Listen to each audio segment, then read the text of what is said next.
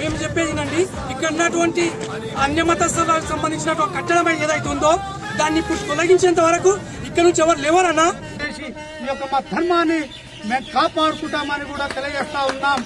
ఎట్టి పరిస్థితుల్లో ఎక్కడున్నటువంటి కోడ్ తొలగించాలి. కుట్రదారులకు హైదరాబాద్ నుండి రోహింగ్యా ముస్లింస్ వచ్చి మసీద్ కట్టడానికి ఎవరి అప్పస్వప్నాన్ని కూడా మేము ప్రశ్నిస్తా ఉన్నాం. ఈ దేవాలయాన్ని పవిత్రాన్ని దెబ్బతీయడానికి మద్దతు తెలుపుతున్నటువంటి కొంతమంది కోనాశక్తులు కూడా వారు హిందువైనా సరే వదిలిపెట్టే ప్రసక్తి కూడా లేదని హెచ్చరిస్తా ఉన్నాం.